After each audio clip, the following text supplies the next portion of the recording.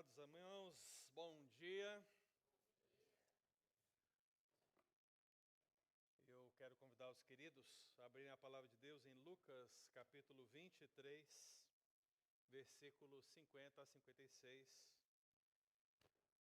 Nesta semana estamos celebrando a Páscoa cristã, na qual falamos do verdadeiro Cordeiro Pascal, Cristo Jesus. E ontem, na sexta-feira, meditamos sobre a sua subida ao madeiro, o porquê dele ter feito isso. E hoje, o culto que nós chamamos de estado de morte, ele visa nos lembrar as questões que envolvem esse estado especificamente, esse estado de humilhação, onde Cristo se sujeita à morte, passa pela morte, para nos ensinar grandes e preciosas lições, para cumprir as Escrituras e as profecias que foram feitas sobre Ele mesmo. E pensando nisso, nós louvamos a Deus e agradecemos a Deus pelos nossos queridos adolescentes, pré-adolescentes e jovens, que dirigiram essa liturgia pensando nesse tema tão importante. Lucas 23, 50 a 56, irmãos, todos encontraram? Todos encontraram? Amém. Estão me ouvindo bem? Muito bem. Diz assim a palavra do Senhor.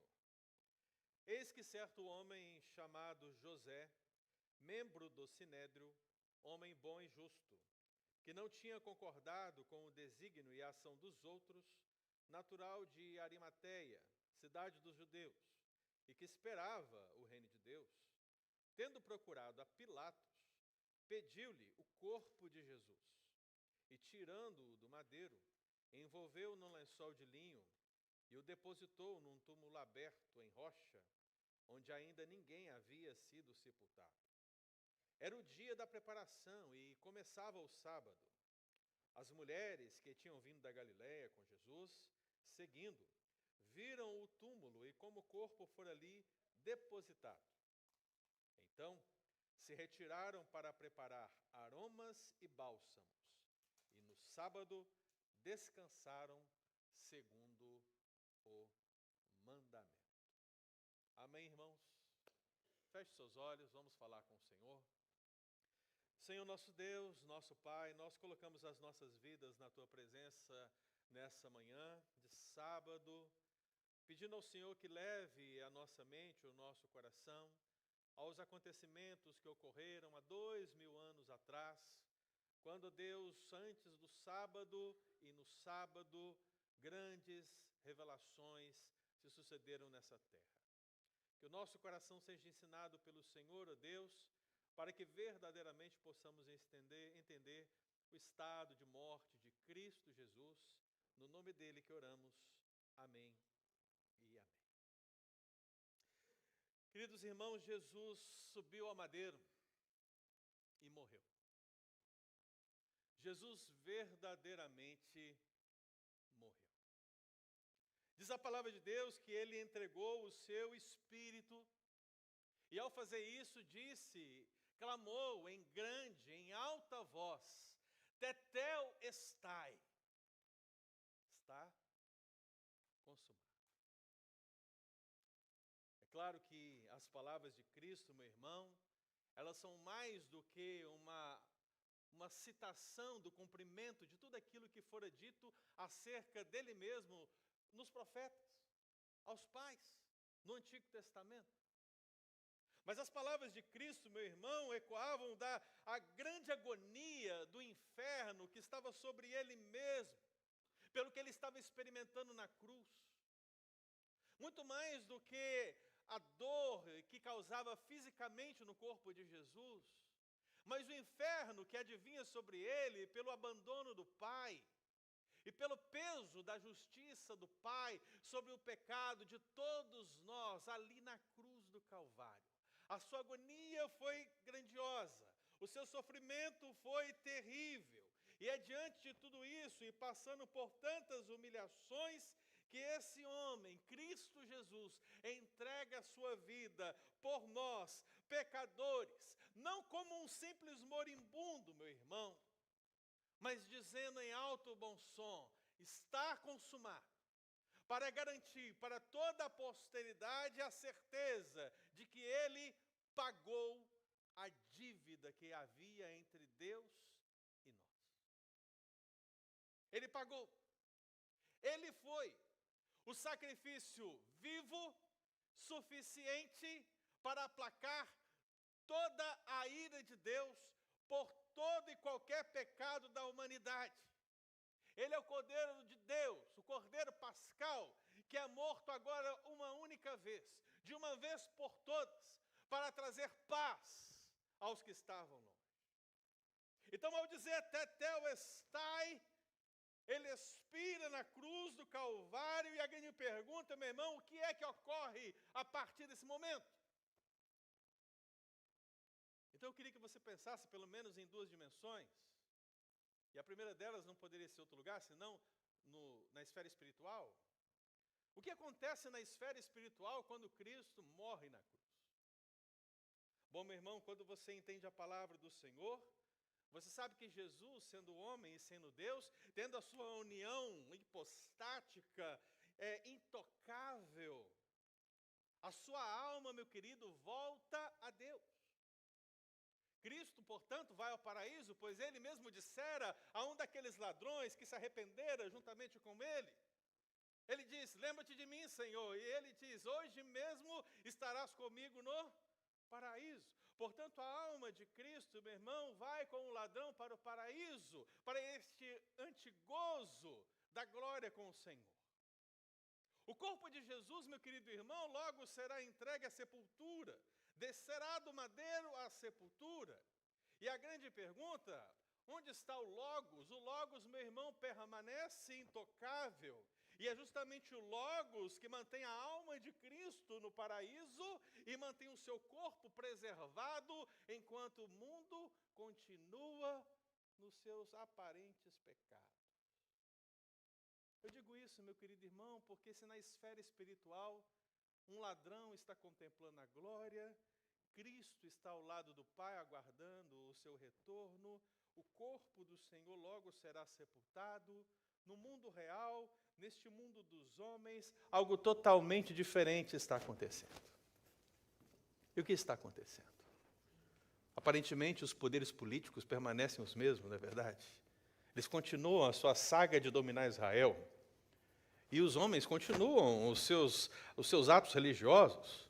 A palavra de Deus, irmãos, diz que para acelerar a morte de Jesus, porque se não bastasse todo o sofrimento que o nosso Senhor já estava sofrendo, tudo aquilo que ele já estava passando, os religiosos daquela época perceberam que o sábado estava chegando, e você sabe muito bem, meu irmão, como o sábado era tratado na perspectiva de escribas e fariseus.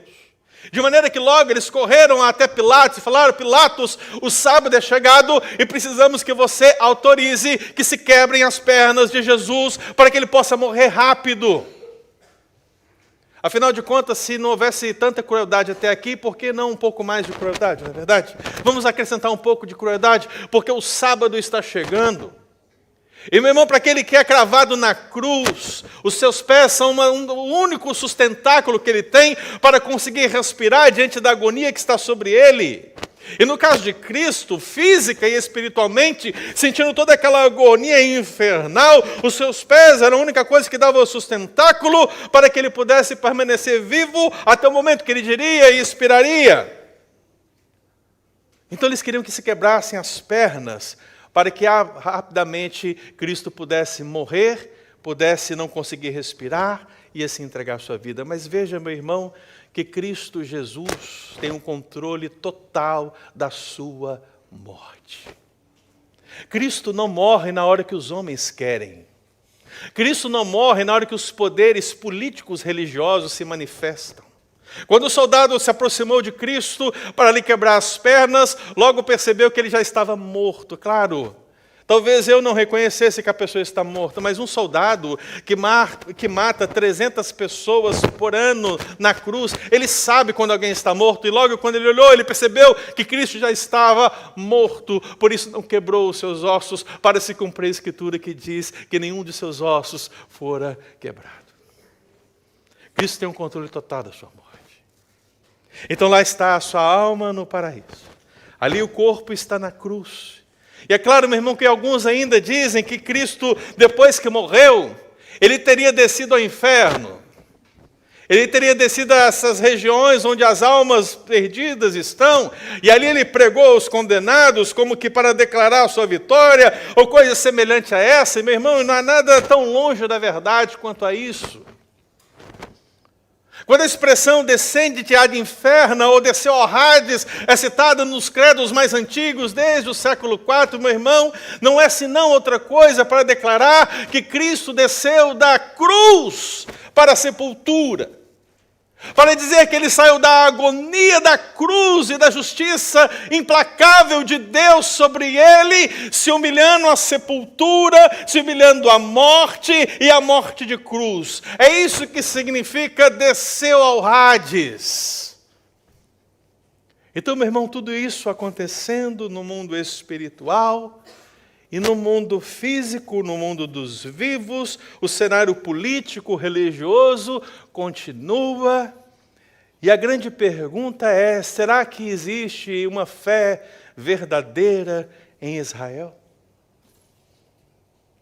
Porque diante de fatos tão grandiosos e tremendos, você se lembra como eu, meu amado, que muitos, ou talvez a maioria dos discípulos, ao verem Cristo crucificado, se esconderam. Não é verdade? Lembra disso? Eles se esconderam, fugiram, talvez até mesmo duvidaram das palavras da ressurreição do Senhor, porque ele dissera que ele ressurgiria.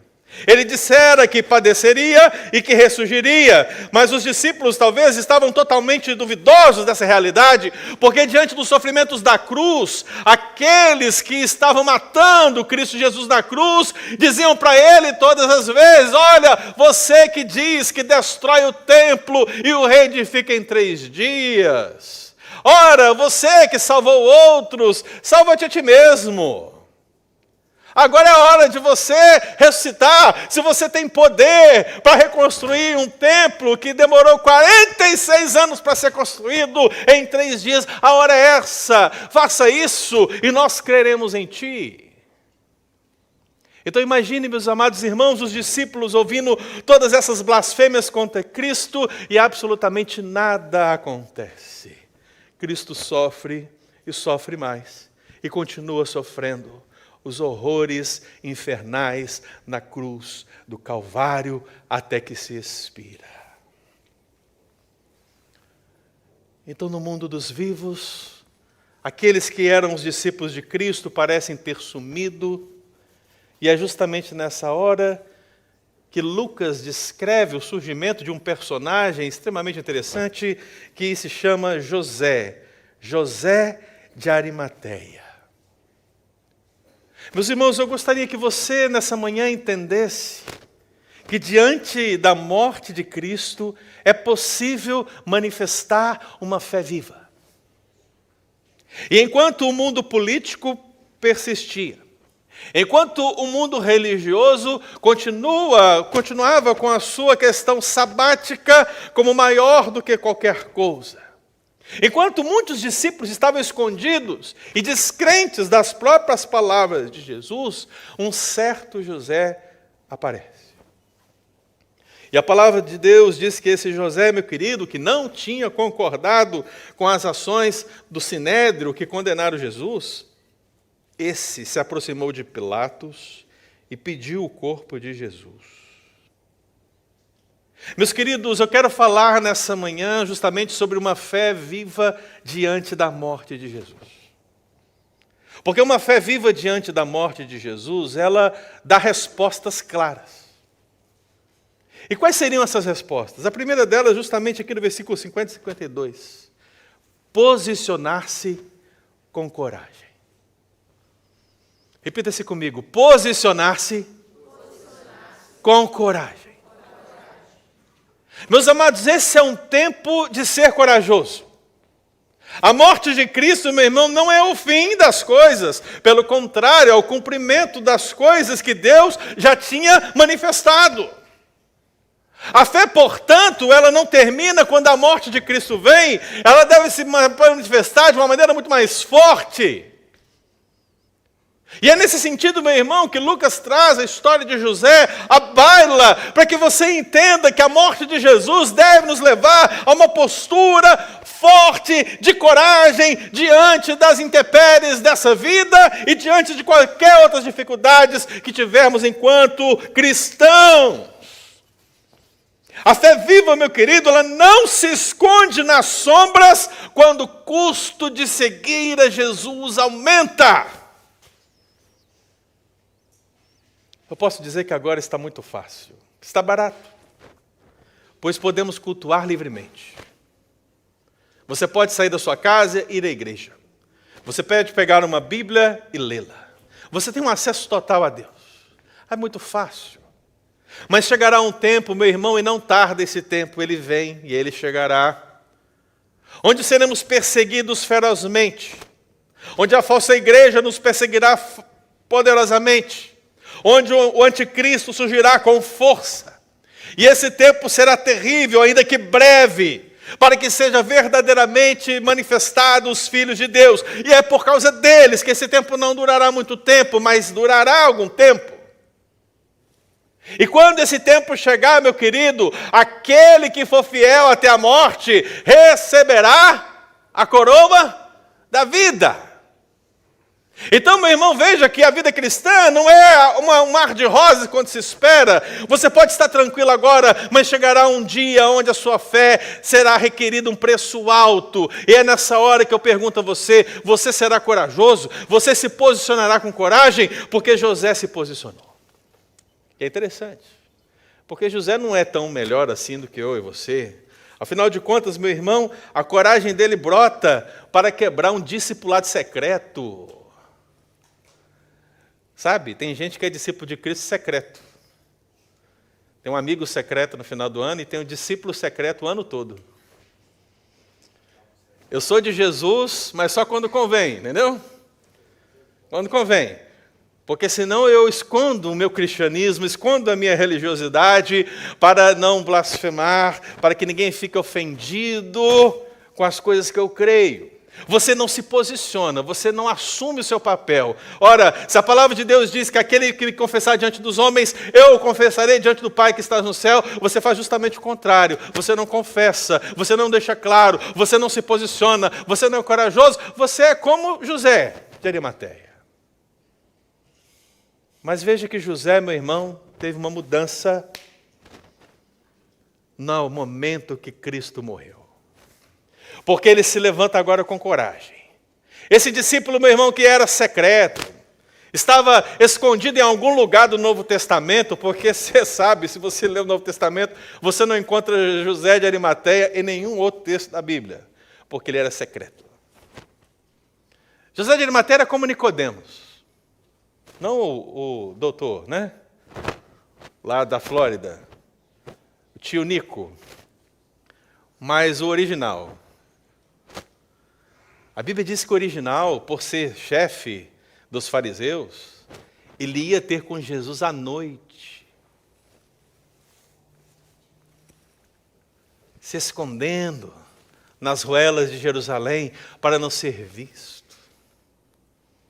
Então, meu irmão, tanto esse homem, José, como Nicodemos eram discípulos secretos, mas a morte de Cristo os despertou, a morte de Cristo os encorajou, a morte de Cristo os levantou, e diz a palavra de Deus que esses homens tiveram coragem para assumir publicamente que eram discípulos de Cristo, quando a maioria deles estavam escondidos. Onde está Pedro, meu irmão? Onde está João? Onde estão? Eu sei onde está José. E eu sei onde está Nicodemos. Eles estão cuidando do corpo de Jesus. Mas pastor, onde está a coragem? Meu irmão, José se levanta de não sei onde e se apresenta diante de Pilatos. Pilatos é a autoridade maior na Judéia. Pilatos tem um poder civil, militar, tribunal, pena de morte. Esse homem mesmo pode fazer qualquer coisa a qualquer momento. Ele chega diante dele e ele pede o corpo de Jesus, e talvez você não entendeu, isso não é um pedido simples, porque ele chegar diante de Pilatos e falar, eu quero cuidar do corpo de Jesus, significa dizer, eu estava com ele, eu era discípulo dele, portanto, eu sou cúmplice dele. É uma outra forma de dizer, eu sou tão culpado quanto ele, porque na visão romana, na visão judaica, ele era condenado.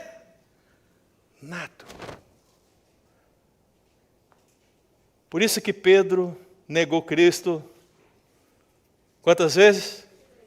3 vezes. Porque Pedro sabia que se ele fosse associado com Cristo Jesus, o que aconteceria, meu irmão? Ele seria cúmplice. Diferentemente de Pedro, José, ele se levanta e vai. Ele tem coragem para se apresentar do maior homem, aquele que tem a maior autoridade na Judeia, e pedir o corpo de Jesus. Coragem de se posicionar. Mas ele era oculto. Se você ler o texto paralelo de João 19, 38 e 39, João é claro ao dizer que José de Arimateia era discípulo de Jesus, ainda que ocultamente pelo receio que tinha dos judeus. E para deixar mais claro, João, no versículo 39, ele vai citar Nicodemos, ele diz, aquele que anteriormente viera ter com Jesus à noite. Olha só, que João está deixando bem claro, esses dois eram discípulos secretos. Mas diante da morte, se posicionaram com coragem. Amados irmãos, a coragem faz-nos arriscar diante dos poderosos. O poder político em Pôncio Pilatos, o poder religioso da época diante do Sinédrio, nada disso enfraqueceram esses dois homens nesse momento. Pelo contrário, a morte de Jesus os despertou a serem corajosos. Eu pergunto, meu irmão, a morte de Jesus te encoraja nessa vida? A morte de Jesus te encoraja a testemunhar, a falar do amor dele, onde quer que seja? Ou você tem estado com medo, em algum lugar por aí escondido, para que ninguém descubra que você é cristão? Eu acabara de mencionar, meu irmão, que Pedro, João e os demais estavam amedrontados, escondidos em algum lugar, enquanto José e Nicodemos foram corajosos. Mas sabe o que é mais belo na Escritura, irmão? É que a palavra de Deus, quando nos confronta, ela nos muda, ela nos transforma. Talvez, meu irmão, até agora, até esse exato momento, você seja um discípulo oculto de Cristo. Você só é crente aqui na igreja, só quando senta aí nesse banco, só quando trabalha em um departamento. Talvez você seja esse discípulo secreto do mundo. Mas hoje, a partir do momento que você entende a morte de Cristo e o que ela significou, você se desperte como José, você se desperte como Nicodemos, e você seja corajoso nesse mundo, anunciando o evangelho do Senhor, onde quer que você esteja, meu irmão. Porque foi isso que aconteceu com os apóstolos depois. Eles se enfraqueceram por um momento, sim, são humanos, como eu, como você. Nós somos terríveis. Mas eu quero lembrar, meu irmão, que eles não permaneceram assim. Sobre a ressurreição veremos amanhã. Mas eu quero contar uma história breve, lembrá-los que quando Pedro e João, lembre-se disso, irmão. Quando o Espírito Santo desceu sobre a igreja, e Pedro e João foram chamados perante o Sinédrio. Lembra? Perante o Sinédrio. Esse mesmo Sinédrio de José. O mesmo Sinédrio que condenou Jesus.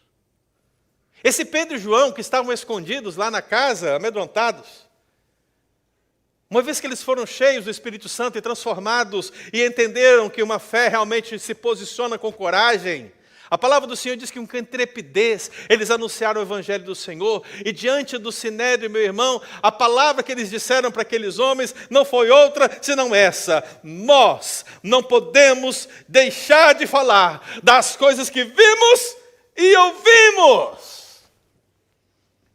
Coragem, intrepidez. Que esse seja eu, que esse seja você, meu querido. Desperta, ó tu que dormes, que a morte de Cristo, meu irmão, te erga. Eu estava falando ali com os preteens. Na hora que vocês forem fazer o jogral, falem com força. Falem com força. Porque vocês estão falando da palavra de Deus, de coisas poderosas. E eles disseram para mim, sim, vamos falar. Vamos fazer. No ensaio foi assim. Aí quando chega aqui na frente, coloca o microfone na boca ainda.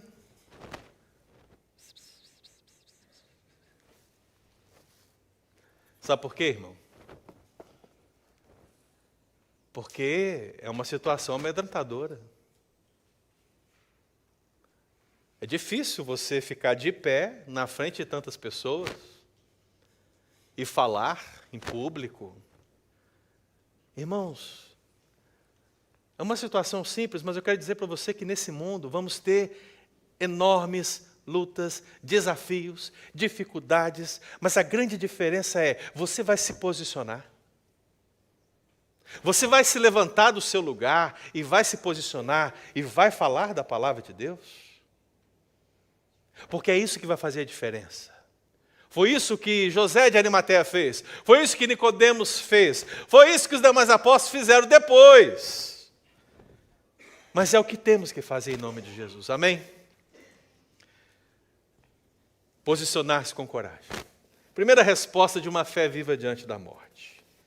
O versículo 53, 54, irmãos, ele diz então que diante dessas ações, o corpo de Jesus foi tirado do madeiro, e diz o texto que o corpo foi envolvido num lençol de linho, foi depositado num túmulo aberto em rocha, onde ninguém ainda havia sido sepultado, e que era o dia da preparação e começava o sábado.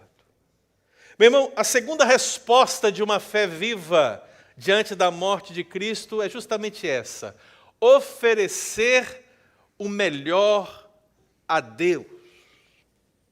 Repita-se comigo: oferecer o melhor a Deus.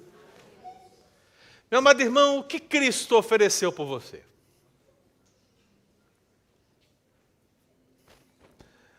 A dívida incalculável, a vida santa, um sacrifício único, excelente. Ele deu tudo para que você fosse o seu povo.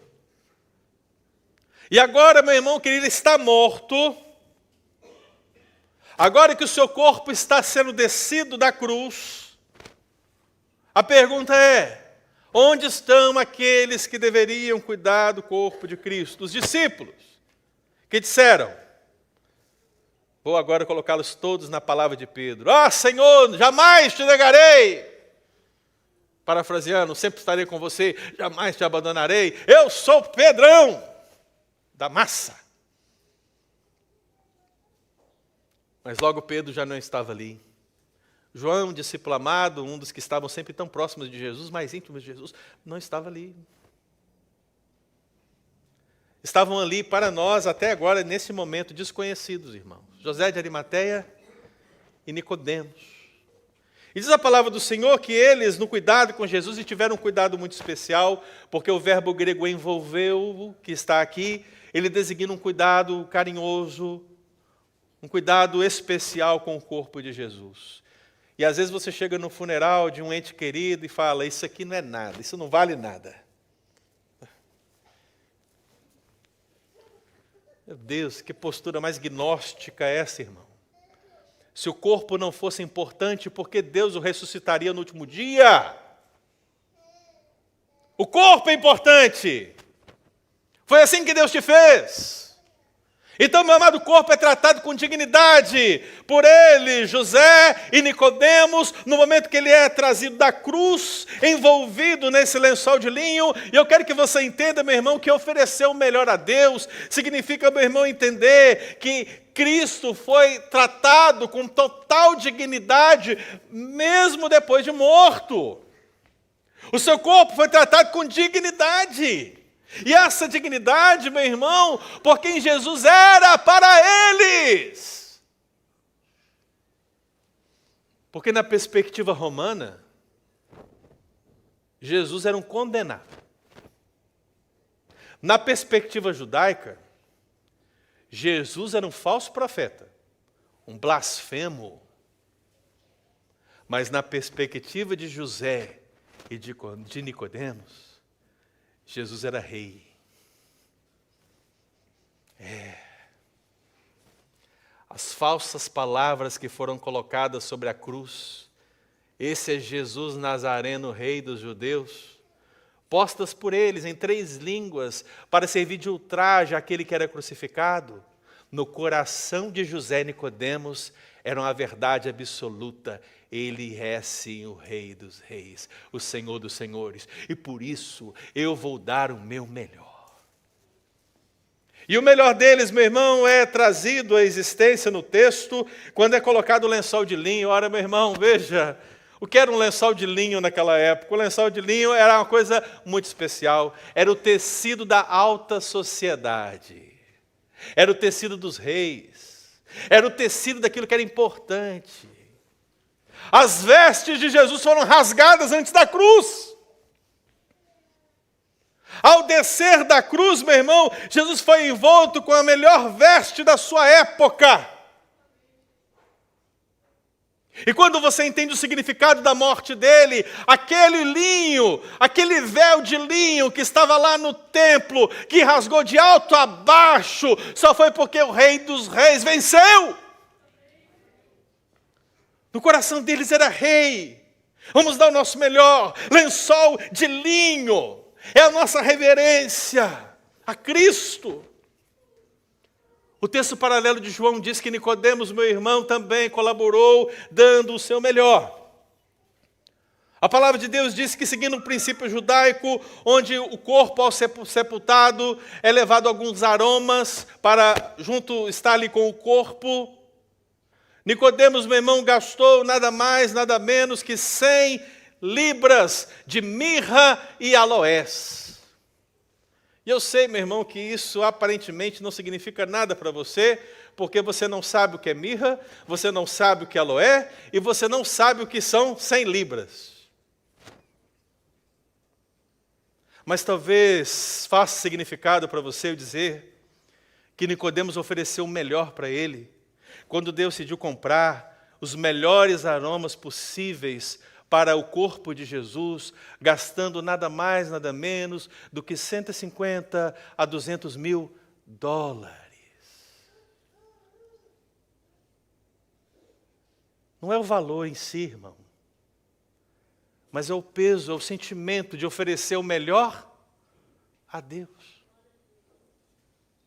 Talvez alguém se levantasse dizendo, 150 mil? Nós temos que pagar algumas coisas na igreja, esse dinheiro podia ser melhor utilizado. Não é verdade? Mas para Nicodemos não há maior tesouro nessa terra do que o rei que estava diante dele, o corpo do rei que estava ali diante dele. Ele queria oferecer o seu melhor. E ele ofereceu. A palavra de Deus diz que essa generosidade, meu irmão, ela se estende muito mais do que isso. Porque estamos falando de homens, meu irmão, que não deram só dinheiro. Primeiro, eles arriscaram a vida, indo até Pôncio Pilatos e ignorando o Sinédrio. Depois, eles colocaram também a sua própria reputação, porque estavam carregando o corpo de um condenado. E agora, meu irmão, eles estão colocando a mão no bolso. Nada que eu tenho me importa, senão cuidar do meu Senhor. Então José traz o linho, Nicodemos traz os aromas. A Bíblia diz que José de Arimateia era um homem rico, irmão. E por que eu sei disso? Porque ele tinha um túmulo novo na pedra. Um túmulo novo na pedra. Você não precisa ser um historiador, irmão. Não precisa ser. Para você imaginar que um túmulo feito na pedra é mais caro do que um túmulo escavado no chão. Não é verdade? Basta que você pense quantos dias eu preciso para fazer um buraco em um e outro. O cálculo é fácil, é simples. E você vai chegar à conclusão de que não era qualquer um que tinha um túmulo na pedra. Mas José de Arimateia tinha. Talvez ele tivesse até outros lugares. Mas a questão é que ele colocou o melhor lugar que ele tinha. O mais caro. O mais seguro, porque a Bíblia diz que tinha um jardim próximo. Então, meu irmão, ele escolhe o melhor para sepultar Cristo Jesus. Para se cumprir o que fora dito pelo profeta Isaías. Com o rico esteve na sua morte. Com o rico, José de Arimateia surgiu para nos ensinar grandes coisas. Nicodemos ressurgiu para nos ensinar grandes coisas. Aquilo que valia vários anos de salário, meu querido irmão, foi dado para o Rei dos Reis, porque era o melhor que eles podiam oferecer a Deus. Eu pergunto, meu irmão, a sua fé prioriza a glória de Deus sobre qualquer conveniência temporal? Estamos preocupados, irmãos, com esse movimento do mundo, todas essas coisas, guerra para um lado, guerra para o outro, elas sempre existiram. Questões imigratórias, problemas familiares. A pergunta, meu irmão, é: o que isso vai te motivar? Diante da morte de Cristo, como você reagirá diante de todas essas coisas? O que eu posso dizer para você, meu irmão, é que uma fé viva diante da morte de Cristo, ela se posiciona com coragem. Ela oferece o melhor a Deus. Porque foi isso que esses homens fizeram. Foi isso que Davi fez. Quando o juízo de Deus veio sobre Israel, meu irmão, Davi estava ali na eira de Ornã. E diante de quem? Do anjo do Senhor. Ora, não preciso nem explicar quem é o anjo do Senhor, né? O que Nicodemos fez, o que José de Arimateia fez, foi o que Davi fez lá no passado. Porque quando ele quis erigir um altar ao Senhor Deus, ali na eira de Ornã, ele como rei poderia simplesmente tomar a terra, usar a terra, fazer o uso da terra para erigir o altar, mas pelo contrário, ele declarou: eu não vou oferecer holocausto ao Senhor que não me custe nada. Isso por si só já diz muitas coisas, irmãos. Mas eu quero ir um pouco mais fundo, para mostrar a profundidade da doação dessas pessoas. Davi, meu querido irmão, pagou por aquele campo muito mais do que ele valia. A palavra do Senhor diz que ele pagou 600 ciclos de ouro. E talvez você saiba o que é ouro, mas talvez você não saiba o que representam 600 ciclos. Eu quero que você entenda, meu irmão, que Davi, ele pagou por aquela terra $500 mil. Muito mais do que ela valia. Por quê? Porque para Davi, o Senhor era o maior tesouro. Ele queria dar o seu melhor. Então eu pergunto, meu irmão, você tem dado o seu melhor para o Senhor? Você já esteve a ponto de arriscar sua própria vida pelo Senhor Jesus? Em algum momento você esteve disposto a assassinar sua reputação por causa de Jesus Cristo? O quanto, meu querido irmão, que você tem investido no reino de Deus? Para o avanço do reino de Deus? Observe, meu querido irmão, se não estiver no nosso coração o entendimento de que Cristo é o maior tesouro, nós temos outro ídolo no nosso coração. Então, ofereça o seu melhor a Deus em nome de Jesus. Posicione-se com coragem. Ofereça o seu melhor a Deus. E como diz a palavra aqui no versículo 55 e 56, ao lado de José e de Nicodemos, aparecem agora o quê? Algumas mulheres. Elas surgem, diz o texto que elas vieram da Galileia, certamente testemunharam a crucificação, E seguindo José e Nicodemos, viram o túmulo e como o corpo fora ali depositado, depois se retiraram para buscar mais aromas e bálsamos e descansaram no sábado. Veja, irmãos, em primeiro lugar, persevere, aliás, posicione-se com coragem. Segundo, ofereça o seu melhor a Deus. Terceiro, persevere em meio à dor.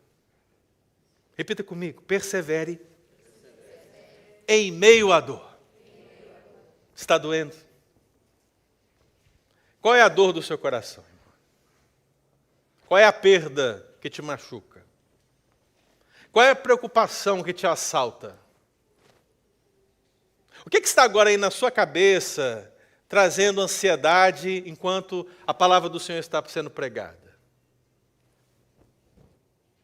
As dificuldades são inúmeras, grandiosas, e na mente dessas mulheres que apareceram agora, meu irmão, a maior dor que elas possuem é de ter visto o seu Senhor padecer na cruz. Leia os textos da crucificação e você verá as mulheres ali, chorando, porque Cristo estava na cruz. Essas mulheres acompanharam Cristo por todo o seu ministério, inclusive depois da sua ressurreição, na ressurreição, pós-ressurreição. Elas estavam lá também quando a igreja se reuniu antes de receber o Espírito Santo do Senhor. As mulheres sempre estiveram presentes, mas eu quero que você entenda que enquanto alguns discípulos estavam espalhados, escondidos, descrentes, até as mulheres, juntamente com José e Nicodemos, perseveraram mesmo em meio à dor. Elas não fugiram, não se esconderam, mas seguiram. Seguiram após José. Talvez meio distantes, mas seguindo, acompanhando, aonde o corpo do seu Senhor seria colocado. Irmãos, a dor e a dificuldade, as questões da vida, elas têm um poder muito grande de nos afastar do serviço ao Senhor, de nos afastar da missão, de nos assaltar do ministério. Olha, as dificuldades podem facilmente, num desespero qualquer, te tirar do caminho que Deus quer que você esteja. Mas o que eu quero que você entenda é que, apesar das situações, as mulheres continuaram.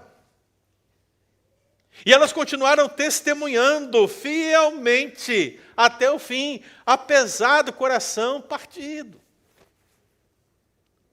Talvez você me diga, pastor, o meu coração está partido, pastor, eu estou sofrendo, pastor, o senhor não sabe as dificuldades que eu tenho vivido, pastor, mas uma coisa eu sei, meu querido, persevere até o fim, persevere em meio à dor, persevere, porque o sábado está passando e logo o domingo da glória chegará. Por isso que o salmista disse que o choro pode durar uma noite, mas a alegria vem pela manhã. E parafraseando esse texto, meu irmão, quem experimentou tanto o choro como a alegria foram as mulheres. A palavra do Senhor diz que elas choraram diante da morte do seu Senhor, mas elas se alegraram quando viram o túmulo aberto.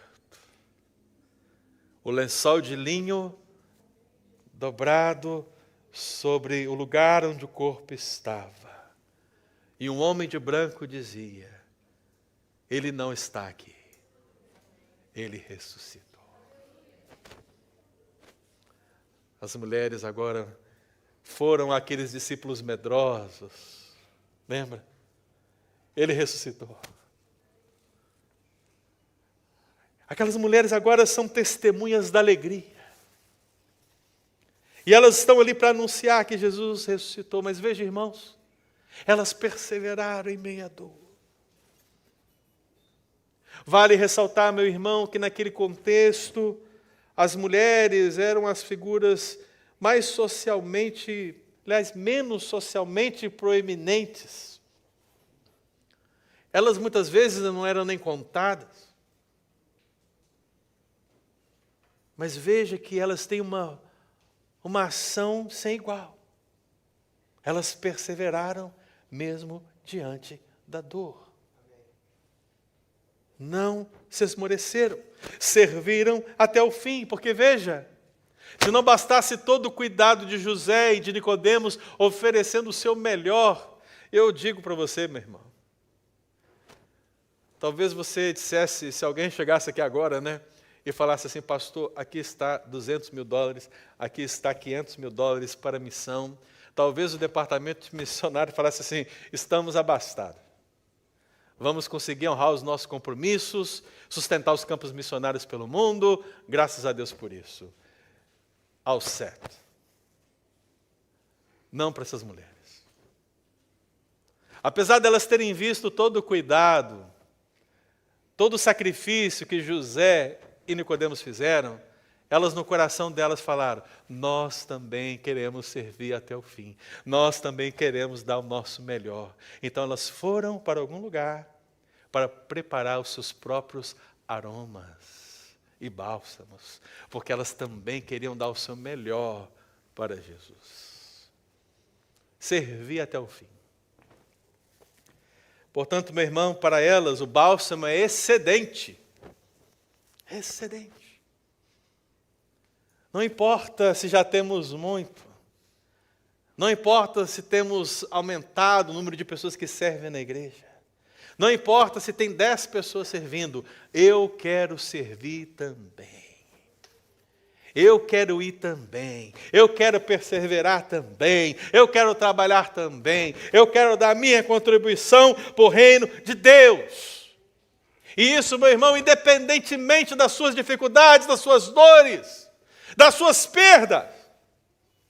Guarde no seu coração, meu querido, que a piedade não depende de circunstâncias felizes. Uma vida fiel com o Senhor, meu irmão, ela será melhor manifestada quando tudo for difícil. Mas tem de bom ânimo. Ele venceu o mundo. E se ele venceu o mundo, você vencerá com ele. Eu finalizo, meu irmão, lembrando o Salmo 23. Porque talvez na expressão dessas mulheres, o que temos verdadeiramente é isso. As mulheres choraram enquanto serviam, enquanto acompanhavam. Ele era o pastor delas. O Senhor é o meu pastor.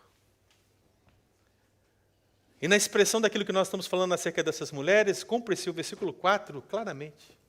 Ainda que eu ande pelo vale da sombra da morte, não temerei mal algum, porque tu estás comigo, a tua vara e o teu cajado me consolam. Persevere até o fim. Como é que está a sua fé, meu irmão, diante da realidade da morte de Cristo? Veja que a notícia da morte de Cristo, ela deve nos levar a respostas firmes, verdadeiras, nessa vida. É o momento, meu irmão, de você se posicionar com coragem. É o momento de você oferecer o seu melhor a Deus. É o momento de você perseverar em meio à dor. O sábado, a sexta da agonia, o sábado do sepultamento estão passando. E agora o amanhecer da ressurreição é chegado. Aquele que fora morto está ressuscitando. E todos nós ressuscitaremos com ele. É hora, meu irmão, de manifestarmos o nosso melhor ao Senhor nosso Deus. É hora de lembrarmos do sinal de Jonas. Pois foi o próprio Cristo que disse para aquela geração incrédula. Essa é a mensagem que anunciamos hoje. Porque assim como esteve Jonas 3 dias e 3 noites no ventre do grande peixe, assim o Filho do Homem estará 3 dias e 3 noites no coração da terra. É hora de lembrarmos o sinal do templo. Sim. Quando escribas e fariseus questionaram Jesus, você está dizendo que você vai fazer isso? Sim. Cristo disse, destruí este santuário e eu em 3 dias o reconstruirei. Eles não entenderam. Eles acharam que Cristo estava falando sobre o templo, que demorou quase 50 anos para ser feito. Cristo estava falando dele mesmo. Os discípulos talvez se esqueceram dessas palavras, irmão. Em breve, eles lembrarão. Porque escondidos ali dentro de casa, com as portas e janelas fechadas, com medo dos judeus, da perseguição, de serem cúmplices do condenado Jesus, logo, meu irmão, alguém se manifestará no meio deles, dizendo, paz seja convosco. E é nessa hora que tudo mudará. O mundo mudará. E eu espero, meu irmão, que a sua vida mude hoje, em nome de Jesus. Amém? Convido você a ficar de pé. Vamos orar. Coloque a sua vida na presença do Senhor, meu querido. O que está faltando para você? Falta esse posicionamento de coragem? Você tem medo de testemunhar de Jesus? Você tem medo de falar que você é cristão? Falta você oferecer o seu melhor a Deus? Talvez você ache que é suficiente vir ao domingo na igreja. Talvez você pense que seja suficiente entregar dízimo, oferta. Meu irmão, Cristo, Ele quer algo muito maior do que isso. Cristo não quer partes de você. Cristo não quer coisas de você. Cristo quer tudo de você. Pastor, mas isso é pedir demais. Ora, Ele deu tudo por você. Não deveria você dar tudo por Ele?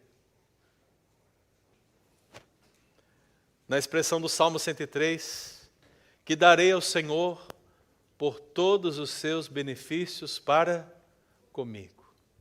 Tomarei o cálice da salvação e anunciarei a morte do Senhor até que Ele tomar o cálice da salvação, meu irmão, significa tomar a sua cruz e seguir após Jesus. É hora de você se levantar, oferecer seu melhor a Deus. É hora, meu querido, de você perseverar até o fim, que não tarda. Não permita que as dores, não permita que as dificuldades, os problemas dessa vida te afastem de um compromisso muito maior. A missão que Jesus nos deu, ela tem que ser prioritária. Essa missão, meu irmão, acontece em você, no seu relacionamento pessoal com Deus. Essa missão acontece na sua família, no seu relacionamento com seus familiares. Essa missão acontece aqui, na igreja, na manifestação visível do reino, quando servimos uns aos outros, edificamos uns aos outros e juntos nos levantamos para pregar o evangelho a este mundo, a toda criatura, para que todo aquele que nele crê não pereça, mas tenha a vida eterna. Essa é a nossa Páscoa.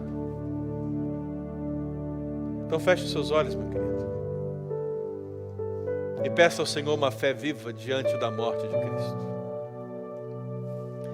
Senhor Jesus, Pai querido, queremos colocar as nossas vidas na presença do Senhor nessa hora. Porque após a morte do Senhor, nós temos exemplos de como somos na verdade. Às vezes cremos, às vezes descremos. Às vezes somos impetuosos, intrépidos, às vezes medrosos, descrentes. Mas existe algo que mudou a partir da tua morte, Deus. O Espírito Santo veio sobre nós e nos selou. O Espírito Santo vem sobre nós e nos lembra as coisas que o Senhor ensinou. O Espírito do Senhor vem sobre nós e nos preserva e nos faz preservar no caminho que o Senhor mesmo quer. E por isso pedimos ao Senhor que essa fé viva se manifeste nas nossas vidas, diante do ensino da morte de Cristo. Cristo se humilhou, se sujeitou, para que um dia nós sejamos exaltados na presença do Senhor. Até aquele dia, cumpre nos humilhar também, Pai querido.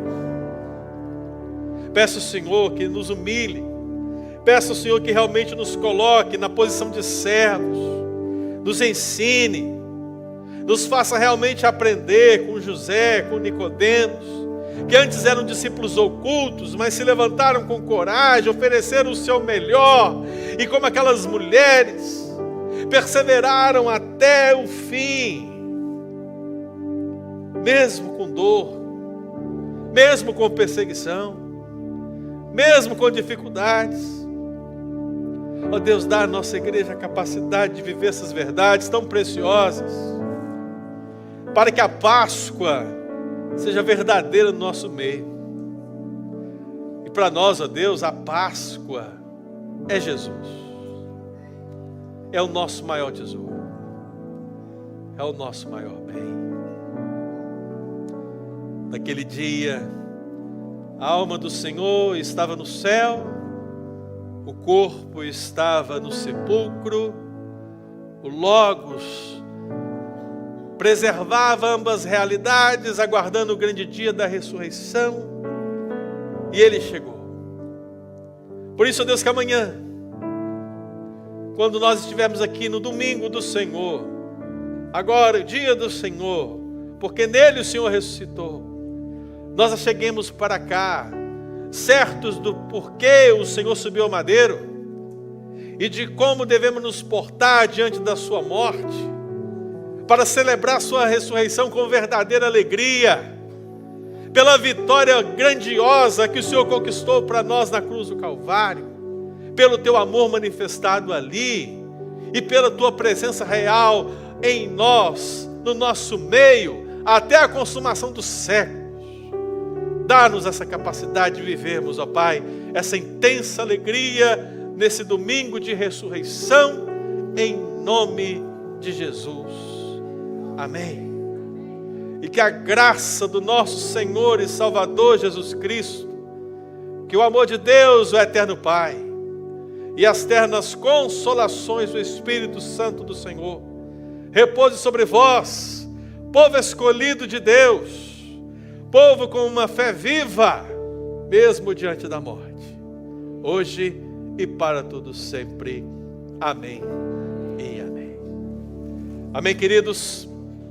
Deus abençoe a todos. Lembramos que amanhã não teremos escola dominical e teremos o nosso culto às 10h30. Não se atrase. Deus abençoe.